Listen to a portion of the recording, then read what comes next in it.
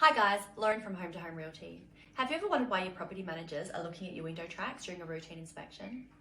Well, window tracks act not only to hold the window in place, but they're also designed to catch any condensation that runs down the window.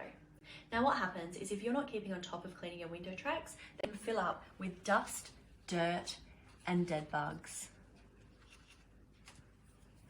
These can lead to the weep holes becoming blocked, which doesn't allow the water to drain. Over time, this can lead to mould buildup, but it can also cause allergies and reduce the movements of the windows.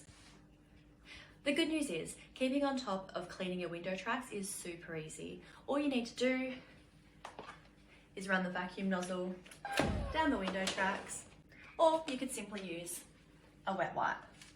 To keep your window tracks clean and free from potential health hazards, don't forget to add cleaning your window tracks to your list of spring cleaning items.